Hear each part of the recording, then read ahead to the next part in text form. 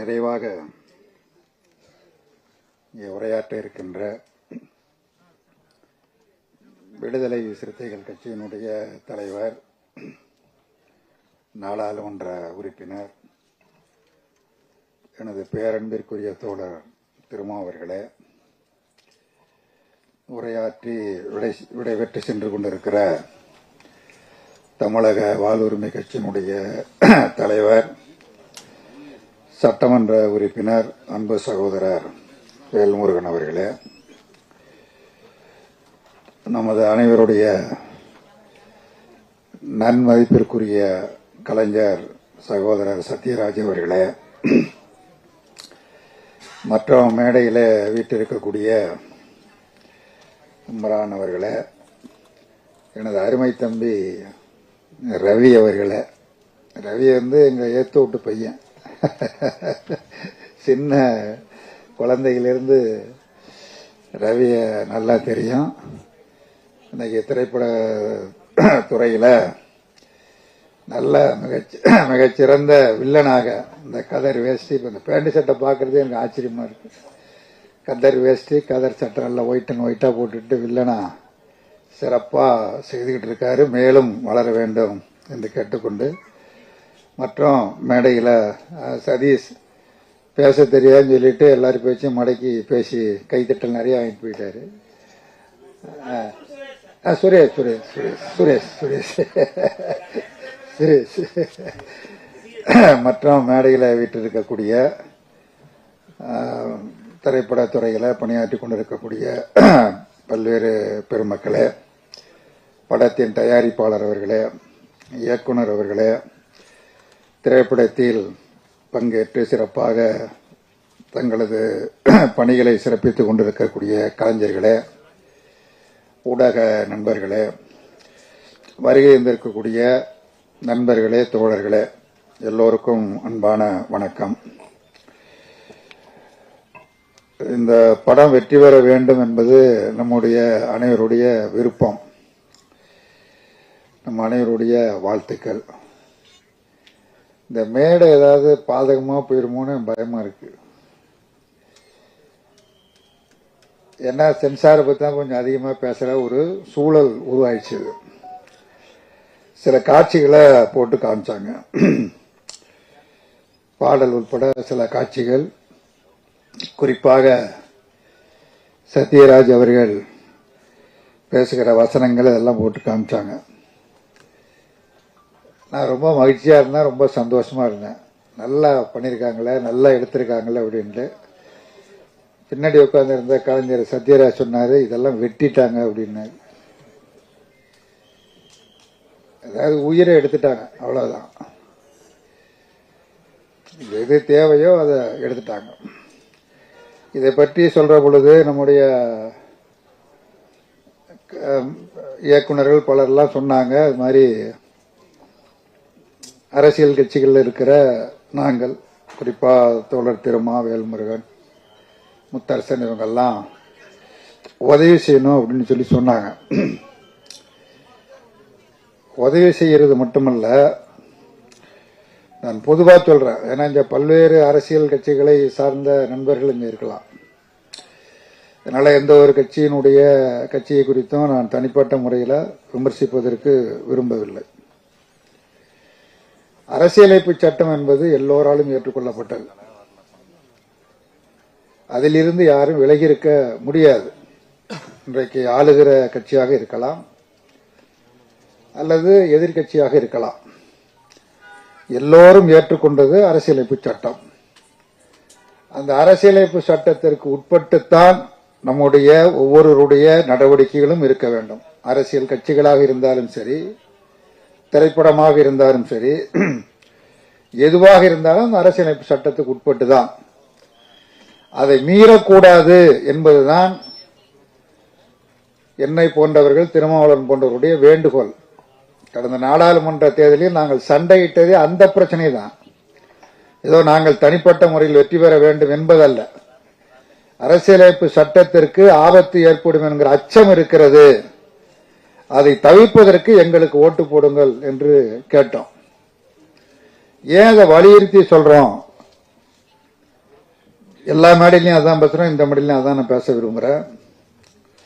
நம்முடைய அரசியலமைப்பு சட்டம் நமக்கு உரிமைகளை நிறைய வழங்கியிருக்கிறது, கடமைகளையும் வழங்கியிருக்கிறது.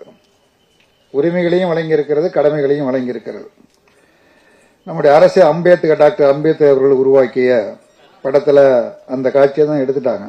இந்த உரிமை கொடுக்கப்பட்டிருக்கு அப்படிங்கிறது என்ன மாதிரி உரிமை கொடுக்கப்பட்டிருக்குது? இந்திய குடிமகன் ஒவ்வொருவனும் சுயமாக சிந்திப்பதற்கும் தான் சிந்தித்ததை வெளியிடுவதற்கும் பேசுவதற்கும் எழுதுவதற்கும் அவனுக்கு உரிமை உண்டு. சென்சார்னா வேற என்ன? ஒரு திரைப்படத்தில் ஒரு கருத்தை சொல்லுவதற்கு ஒரு இயக்குனர் அல்லது ஒரு கதையாசிரியர் விரும்புகிறார். அதை நீ சொல்லக்கூடாது அப்படின்னா எனக்கு அளிக்கப்பட்டிருக்கிற உரிமையை நீங்கள் மறுக்கிறீர்கள் என்று அர்த்தம். இந்த உரிமை எனக்கு அரசியல் சட்டங்கள் இருக்கு. எவனும் எனக்கு யாசகம் தர வேண்டியதில்லை. யாரும் எனக்கு அவங்களுடைய அன்பாலேயோ அல்லது பிரிவாலேயோ வேறு மாதிரி எனக்கு தர வேண்டிய அவசியம் இல்லை. எனக்கு இந்த நாடு, நான் இந்திய குடிமகன், நான் அரசியலமைப்பு சட்டத்திற்கு உட்பட்டு தான் வாழுகிறேன்.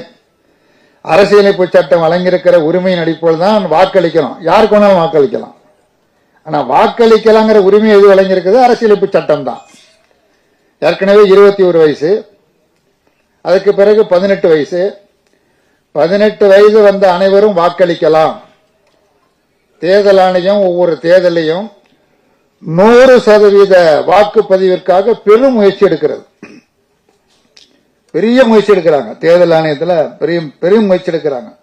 பெரும் செலவு செய்து 100% வாக்காளர்களும் வாக்களித்து விட வேண்டும் என்று பெரும் முயற்சி எடுக்கிறார்கள். 100% வாக்காளர்கள் வாக்களிக்க வேண்டும். இது அரசியலமைப்பு சட்டம் வழங்கியிருக்கக்கூடிய நமக்கு அளிக்கப்பட்டிருக்கிற ஒரு ஜனநாயக உரிமை. அந்த உரிமை 100% பயன்பட வேண்டும் என்று சொன்னால், கருத்து நான் சுயமாக சிந்தித்த கருத்து சொல்லுவதற்கும் எனது அரசியலமைப்பு சட்டம் எனக்கு உரிமை வழங்கியிருக்கிறது. அதையும் மறுக்கிற? அது எதற்காக மறுக்கணும்? எனக்கு ஒரு விஷயம் சொன்னாங்க, இந்த வசனம்லாம் விட்டுருங்க. நாஞ்சில் சம்பத்தினுடைய பெயரு இந்த படத்துல அண்ணாதுரை. அந்த அண்ணாதுரை என்கிற பெயர் மாற்றப்பட்டு ஐயாதுரை என மாற்றப்பட்டிருக்குது. அண்ணாதுரை என்கிற பெயரே இருக்கக்கூடாது அப்படின்னு. ஏன் இருக்கக்கூடாது? அண்ணாதுரைங்கிற பெயர் இருந்தா என்ன தப்பு? அல்லது நாளைக்கு இன்னொரு படத்துல திருமாவளவன் அப்படின்னு ஒரு பேர் இருந்தா அது என்ன பேர் தானே அது? அந்த பேர் இருந்தா என்ன தப்பு? அண்ணாதுரைங்கிற பேரே இருக்கக்கூடாது அப்படின்னா நீங்க உண்மையில் அந்த தணிக்கை குழு சென்சார் போர்டு ஒரு நேர்மையாக செயல்படவில்லை என்பதற்கு இதைவிட சான்றுகள் அதிகமாக தேவைப்படாது. ஒரு பெயரைய தந்தை பெரியாரா சத்யராஜ் நடிச்ச படம் வந்திருக்கு, எல்லாரும் பார்த்தோம். குஷ்பு அவர்கள் மணியம்மையா நடிப்பார்கள், அந்த படமெல்லாம் வந்திருக்கு, பார்த்துருக்கோம். அப்ப நீங்க படத்தை நீங்க எப்படி அனுமதிச்சீங்க? அண்ணாதுரை பெயர் என்ற பெயரே வரக்கூடாது இந்த படத்துல அப்படின்னா பெரியார் படத்தை நீங்க எப்படி அனுமதிச்சீங்க? பராசக்தியை நீங்க எப்படி அனுமதிச்சீங்க? பராசக்தியை காட்டிலுமா ரொம்ப தீவிரமான வசனங்கள் படம். அதுக்கு பிறகு வந்த மாதிரி என்ன எதிர்பார்க்கிறாங்க, என்ன விரும்புறாங்க? சென்சார் போர்டு என்ன விரும்புகிறது அப்படின்னா கொள்கையற்ற படம் வேண்டும், அவ்வளவுதான். கொள்கை இல்லாத படம், வெறும் நகைச்சுவை, காதல், சண்டை, குத்து வெட்டு. அண்ணன் ஒரு படத்துல பஸ் முதல்ல அடிச்சிருப்பாரு. நீங்க எத்தனை தடவை பார்த்தாலும் அதை பார்த்துக்கிட்டே இருக்கலாம்.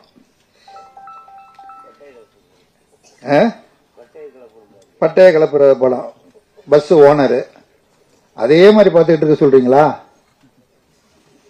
அது நல்லா மத்தியானம் நிறைய சாப்பிட்டுட்டு வயிறு ஃபுல்லா சாப்பிட்டுட்டு அதை செல்ல போட்டு பார்த்துட்டு இருந்தா ஒரே சந்தோஷம், மகிழ்ச்சி, செரிக்கும். பெரிய கோடீஸ்வரர் வீட்டு திருமணத்தில் பார்த்தீங்கன்னா மதிய சாப்பாட்டுக்கு பிறகு வெகட கவின்னு வைப்பாங்க. நீங்க போயிருக்கீங்களா? போனது இல்லையா? விஷயம் என்னன்னா நம்ம தப்பு பண்ணிட்டு இருக்கிறோம். நம்ம சாப்பிட்டு முடிச்சோன்னா ஒரு சீரியஸான ஒரு விஷயத்த பேசிட்டு இருப்போம், அல்லது ஒரு சீரியஸான புத்தகத்தை படிச்சுட்டு இருப்போம். படிக்க கூடாது, சீரியஸா விவாதிக்க கூடாது. சாப்பிட்டு முடிச்சோன்னா சந்தோஷமா இருக்கணும். ஏற்கனவே திருமணம் முடிஞ்சோடனே 3 காலையில இது பந்திக்கு இது திருமண பந்தலுக்கு வரும்போது சந்தனம் கொடுப்பாங்க, சாப்பிட்டு முடிச்சோன்னா காலையில மறுபடியும் சந்தனம் கொடுப்பாங்க, மத்தியானம் சாப்பிட்டோன்னு மறுபடியும் சந்தனம் கொடுப்பாங்க.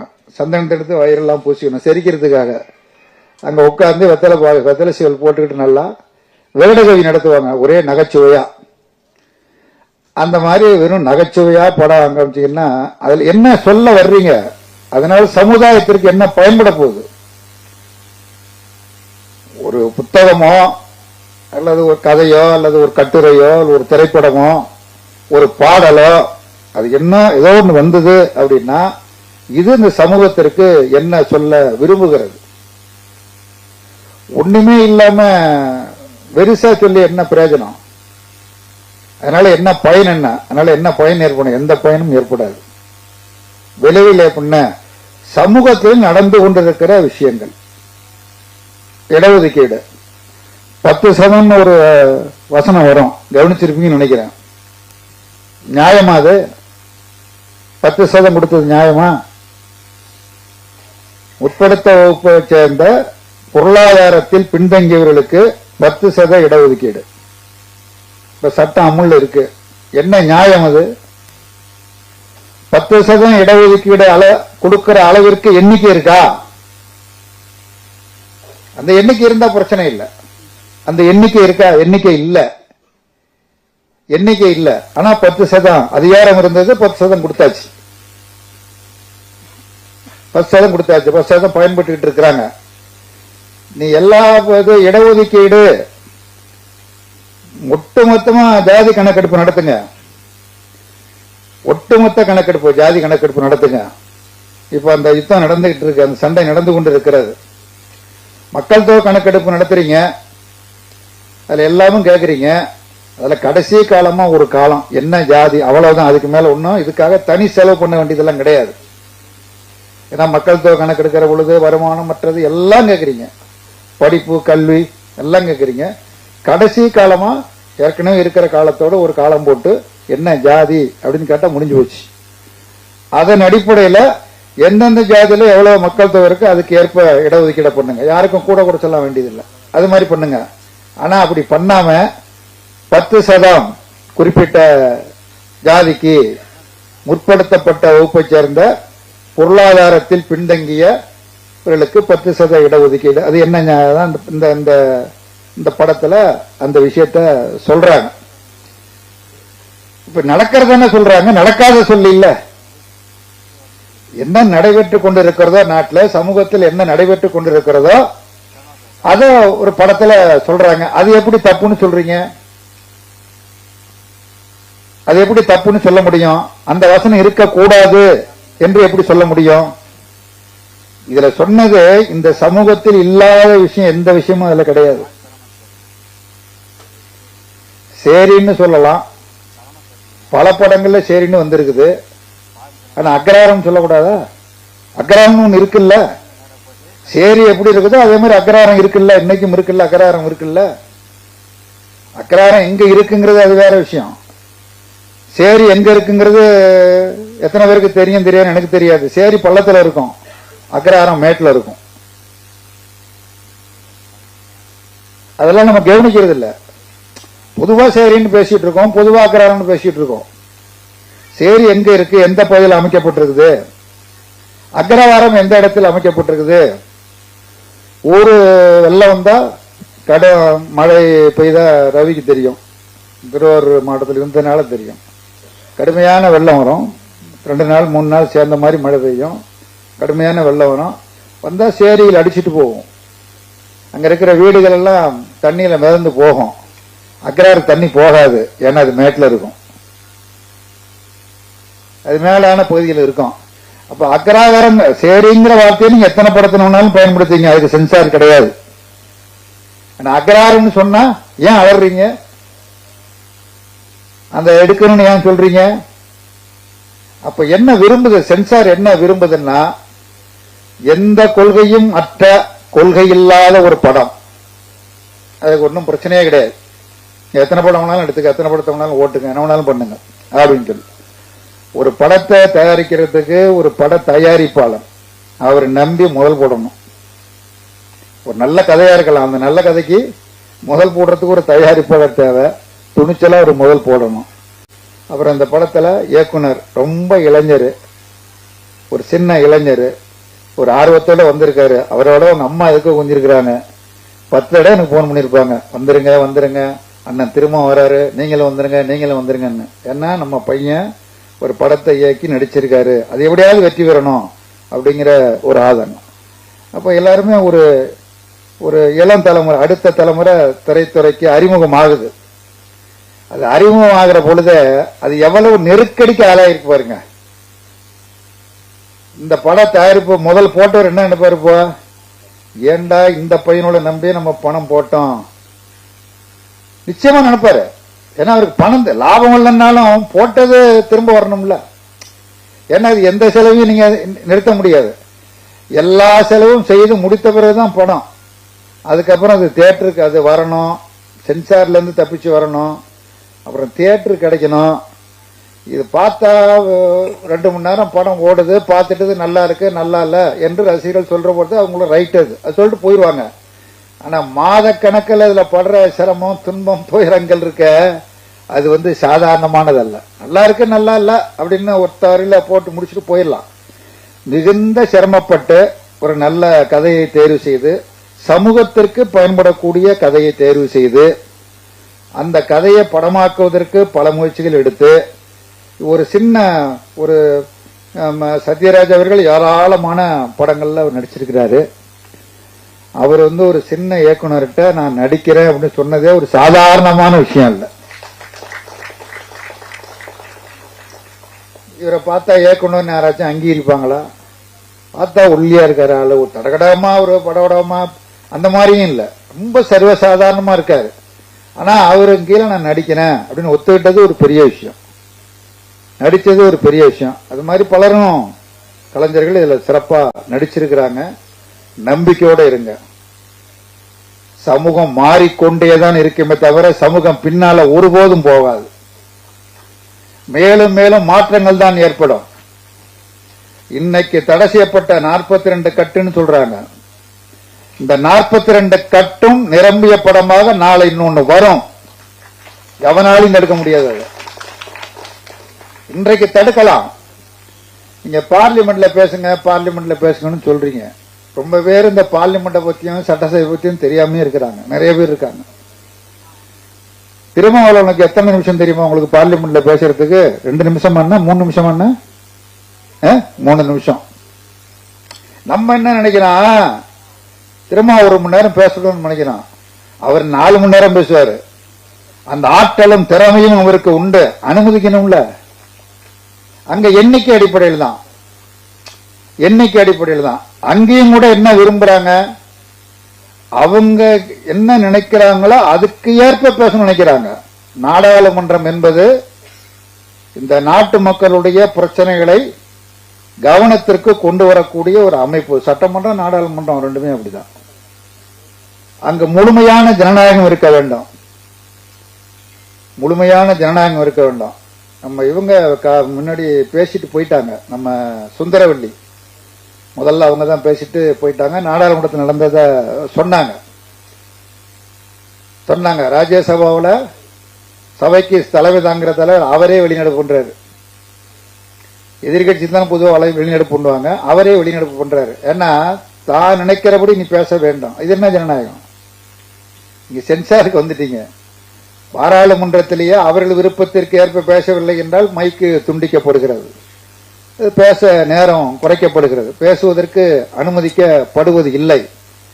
அப்ப ஒரு உண்மையான ஜனநாயகத்திற்கான போராட்டம் வெற்றி பெறுகிற பொழுது நீங்கள் சொல்லுகிற இந்த சென்சார் தடை எல்லாம் தகர்த்தெறியப்படும். உண்மையான ஜனநாயகம் இல்ல, எந்த இடத்திலும் இல்ல. நீங்க படத்துல சென்சார் பண்றது வெளிப்படையாக தெரிகிறது. இன்னென்ன காட்சிகளை ரத்து செய்து எடுத்து விட்டாருன்னு நீங்க போட்ட காமிக்கிறீங்க, எங்கள்கிட்ட அதுக்கான ஒரு வாய்ப்பு கிடைக்குது. பொதுவா திருமாவோ வேல்முருகனோ முத்தரசனோ ஒரு மாநாட்டுக்கு மற்ற நிகழ்ச்சிகளுக்கு கூப்பிட்டாங்கன்னா ரொம்ப மகிழ்ச்சியா சந்தோஷமா அவசியம் வந்துருந்தாங்க. எதுக்கு கூப்பிடுறாங்க அப்படின்னா பிரச்சனையை சொல்றதுக்கு தான். நம்மள உட்கார வச்சுக்கிட்டு அவங்க பிரச்சனையை சொல்லுவதற்கு அங்க தீர்மானங்களை நிறைவேற்றி இந்த தீர்மானம்லாம் நிறைவேறணும், அதுக்கு போகணும். சரி, இங்க கொஞ்ச நாள் வந்து சந்தோஷமா 2 மணி நேரம் உட்காந்துட்டு போனோம்னா இங்கேயும் பிரச்சனை தான். அதுக்கு தான் எங்களை கூப்பிட்டுருக்குன்னு இப்போ தெரிஞ்சுக்கிட்டேன். இங்கேயும் பிரச்சனை தான். அப்ப எங்க போனாலும் ஒரு பிரச்சனை இருக்கு. என்ன பிரச்சனை? விடயத்தோட எல்லா இடத்துலயும் பிரச்சனை அப்படின்னா என்ன காரணம்? உண்மையான ஜனநாயகம் தலைக்கவில்லை, அவ்வளவுதான் காரணம். வேற ஒன்றும் காரணம் கிடையாது. இது நபர்கள் சார்ந்த பிரச்சனை இல்லை, யாரும் தப்பா எடுத்துக்காதீங்க. ரவி ஒரு கட்சி ஆதரிக்கலாம், அண்ணன் இமாம் ஒரு கட்சி ஆதரிக்கலாம், அது அவங்களுடைய சொந்த விருப்பம். அதனால நான் தலையிட விரும்பல. ஆனால் நீங்கள் எந்த அரசியல் கட்சியில் இருந்தாலும், அது முற்போக்கு கட்சியா, பிற்போக்கு கட்சியா, வலதுசாரியா, இடதுசாரியா, அதெல்லாம் ஒரு பக்கம். உண்மையான ஜனநாயகம் இருந்தால் ஒழிய நாம் பேசுகிற விஷயங்களுக்கு முடிவு காண முடியாது. ஆகவே ஒரு உண்மையான ஜனநாயகத்திற்கான போராட்டம் எல்லா துறைகளிலும் இருக்கிறது, திரைப்பட துறையிலும் இருக்கிறது. அவ்வளவுதான். இங்கேயும் அந்த பிரச்சனைகள் இருக்கிறது. இப்படி சொல்றதுனால இந்த பிரச்சனை தட்டி கழித்து கொண்டு போவதாக அர்த்தமாக்கி கொள்ள வேண்டாம். இதற்கான சண்டையை போடுவதற்குள்ள அனைத்து முயற்சிகளையும் நிச்சயமாக உறுதியாக மேற்கொள்வோம் என்பதை நான் தெரிவித்துக் கொண்டு, தயாரிப்பாளரோ இயக்குனரோ படத்தில் நடித்த கலைஞர்களோ சோர்வடைய வேண்டாம், நம்பிக்கையோடு முயற்சி செய்யுங்கள். இந்த படம் நிச்சயமாக உறுதியாக வெற்றி பெறுவதற்கு என்னுடைய வாழ்த்துக்களை நான் தெரிவித்துக் கொள்கிறேன். அதே மாதிரி அடுத்தடுத்த படங்களையும் மக்களுக்கு பயன்படக்கூடிய நல்ல முற்போக்கான படங்களை நீங்கள் எடுக்க வேண்டும் என்று, அதற்கான முயற்சிகளை தொடர்ந்து மேற்கொள்ள வேண்டும் என்று உங்கள் அனைவரையும், திரைப்படத்துறை சார்ந்த அனைவரையும் அன்போடு வேண்டி கேட்டு